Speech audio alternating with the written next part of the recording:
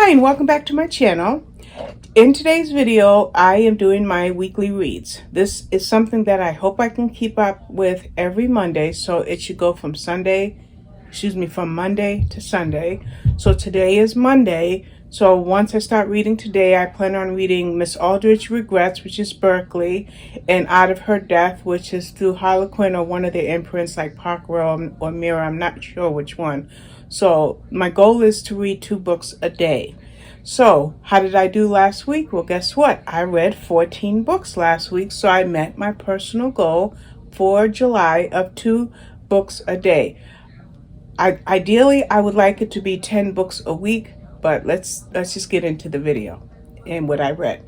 Now, for the entire month of June so far, I have read 23 books, but for the last 7 days, I read 14, which gave me 4,905 pages for 1 week of reading. So if you take 4,900 pages and divide that into 7 days, then I'm reading an average of 700 pages per day. So how do I get 700 pages a day on average read? And I just want to pull up my summary spreadsheet. I've had, I'm just looking for a certain part. My average, this is actually my highest average because my average pages per day has been 519, 258, 395 over the course of a month. So for 700 pages in a 1 week period, that's my highest average. I just discovered that. So if I've read 23 books, it brings me to 7,800 pages, and again averaging 700 pages or so a day and averaging 350 pages per book. Now, since I've gotten up to book number 23 this month, or book number 14 this week, I am almost at my 300 book mark because I am at 296 books. So by the time I close my eyes for the night, I should be at 298. This time tomorrow, I'll be working on 299 and 300, and then I can maybe make another a slideshow of the 300 books that I've read this year. So I'm excited about that. So what we're going to do is we're going to go over to Goodreads in case I need to cheat, because I want to tell you about the 14 books that I've read. Now, the first book that we're going to talk about is Her Payback, and that is by Emma Tallon, and it is the 4th book in the Drew family crime series. Now, it's a crime thriller because the Drew family, just like the Tyler family in the Anna Davis series by Emma Tallon, they are mobsters in the UK. And they are down and dirty. Let's get the job done. We're in charge. We're large. We're in charge. That's who they are. Well, in Her Payback, okay, you have Lily, who is the matriarch of the family because her brother passed away. Her brother's daughter is Scarlett, and so Lily is number 1, Scarlett is number 2. However, Scarlett does have 2 sons, twins, and she has a daughter named Ruby. Well, Ruby doesn't want her cousin Scarlett to be number 2. Ruby wants to be number 2. So Her Payback is Ruby's way of trying to totally screw up Charlotte's life. And that's what all this entire book is about. Really, really good. 5-star book. As always, her books are always 5 stars. Then the next book I read, and I'm trying to, let's see. Yes. Do I Really Know You by Sheryl Browne. Now, this was really an intense read because you have 2 friends who were closer than close, but something split them up.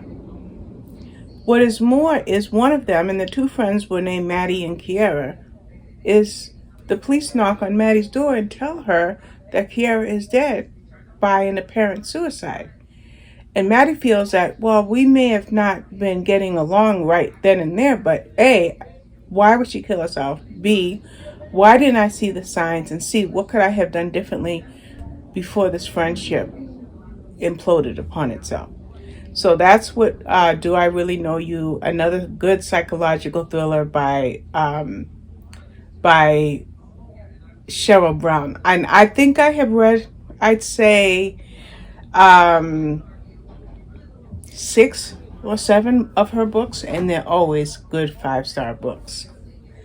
The next book I read was A Child of Ukraine by Tetyana Denford. And here we have Ukraine in 1940, right around the time World War II was raging.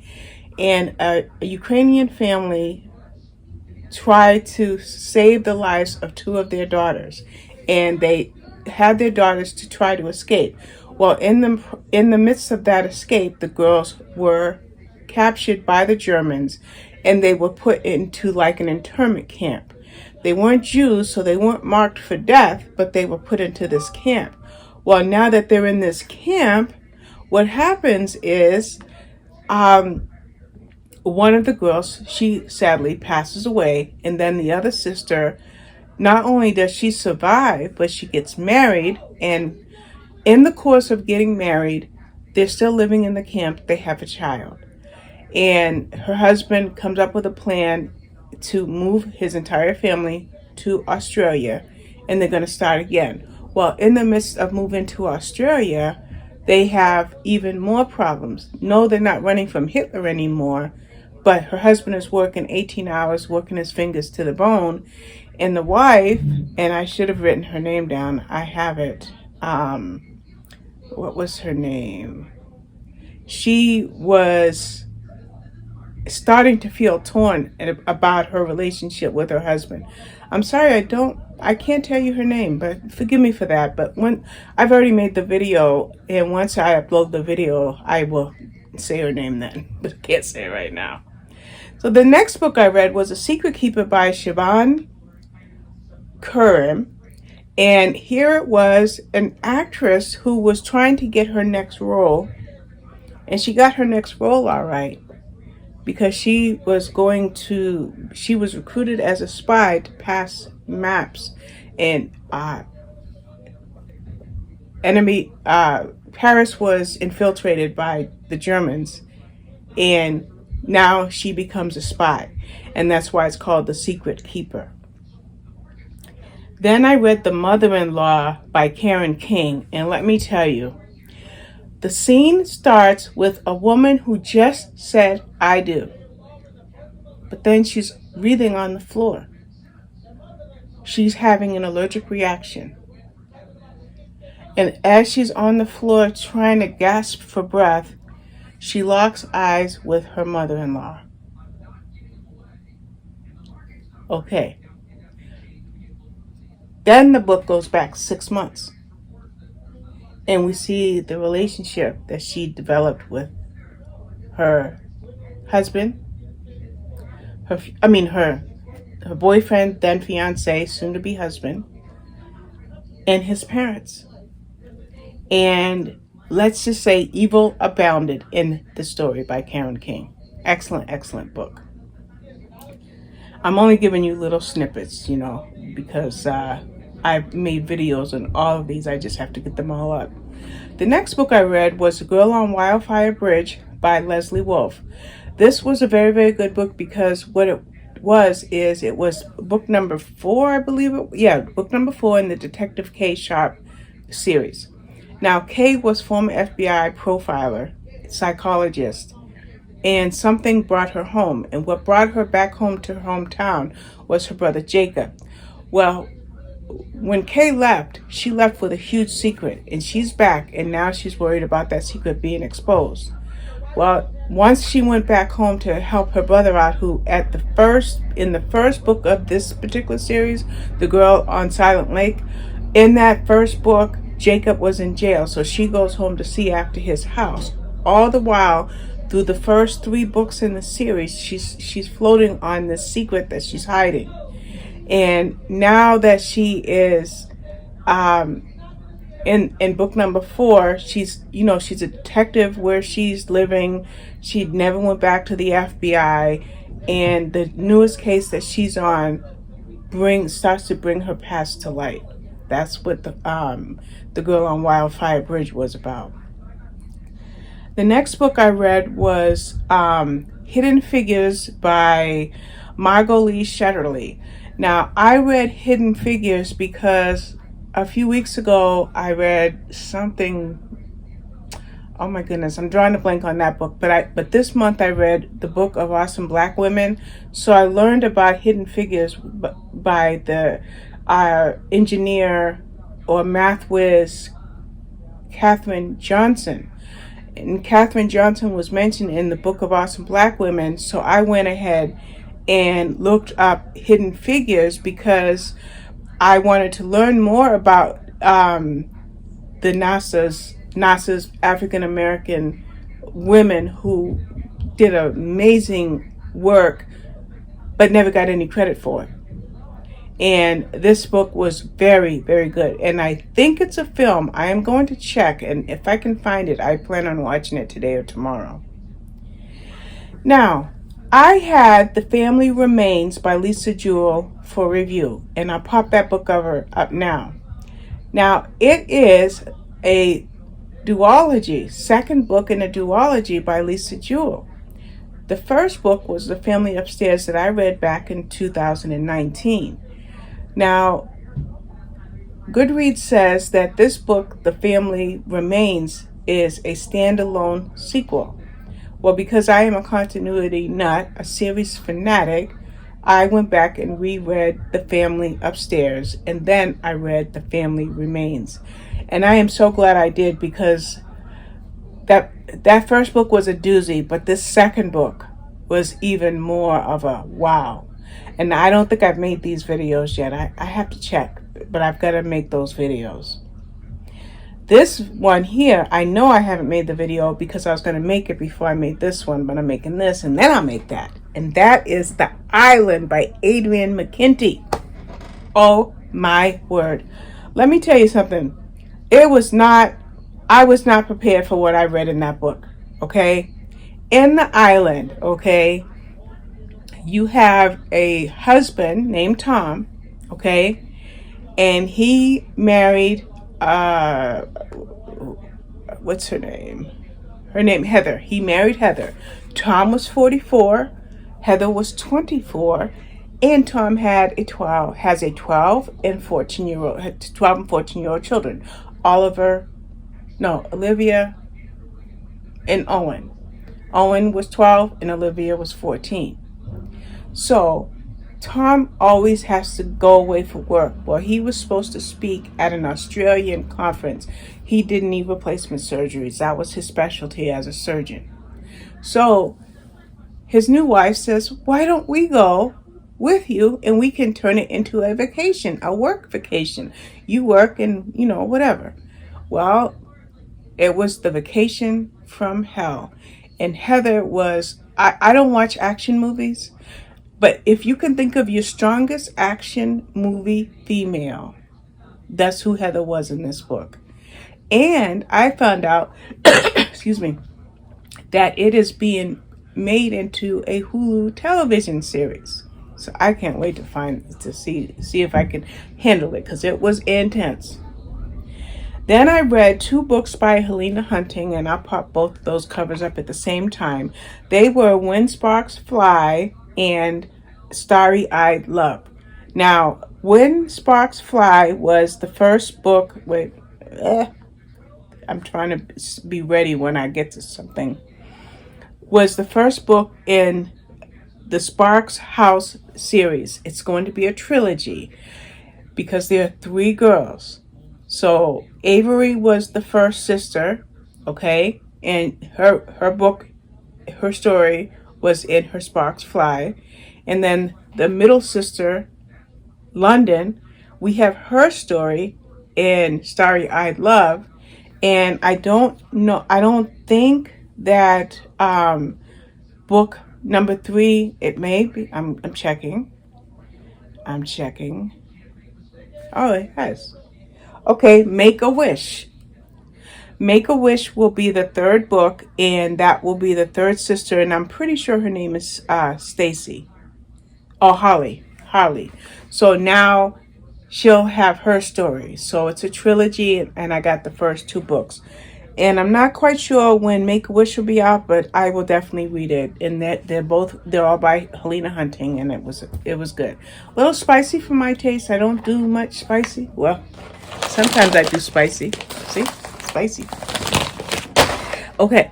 So, last book that I read was No Funny Business by 2 more books. No Funny Business by Amanda Aksel.